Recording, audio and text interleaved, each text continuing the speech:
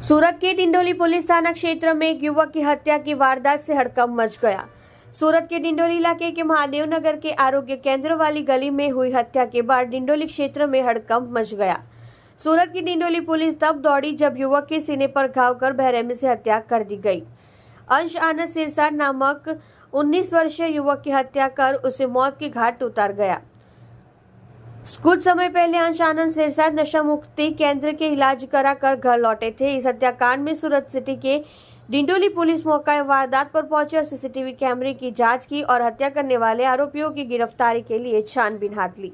मृतक अंश आनंद सिरसाट पिछले 2 साल से बारडोली के नशा मुक्ति केंद्र में इलाज कर रहा था। नाइट चार्ज में मौजूद स्पेशल ब्रांच के एसीपी बीए चौधरी साहब हत्याकांड स्थल पर पहुंचे। आप देख रहे हो crime open news Nathu Singh Shekhawat के साथ। ડિંડોલીમાં હત્યાનો બનાવ બન્યો છે, શું છે સમગ્ર ઘટના?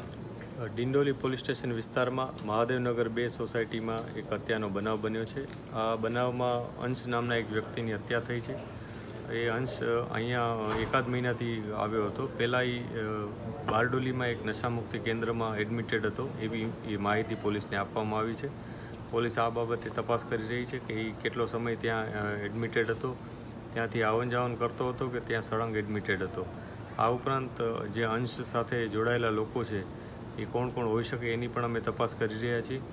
આ ઉપરાંત સીસીટીવી કેમેરા અને અન્ય જે ઇન્ફોર્મેશન હોય, ટેકનિકલ ઇન્ફોર્મેશન, તદુપરાંત અમે જે હ્યુમન રિસોર્સ અમારા હોય છે એના થકી અમે તપાસ કરી રહ્યા છીએ કે આમાં જે પણ સસ્પેક્ટ વ્યક્તિ હોય એની અમે આઈડેન્ટિફાઈ કરી અને પછી એની આગળની કાર્યવાહી કરવા પ્રયાસ કરી રહ્યા છીએ। પ્રાથમિક વિગતમાં કંઈ સામે આવ્યું હોય?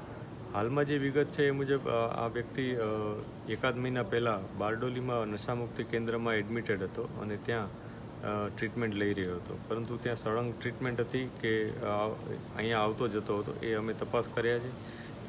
એની સાથે લોકો કોણ કોણ જોડાયેલા હતા એ જગ્યાએ અને અહીંયા પણ કોણ એની સાથે એના મિત્રો હતા એની તપાસ અમે કરી રહ્યા છીએ।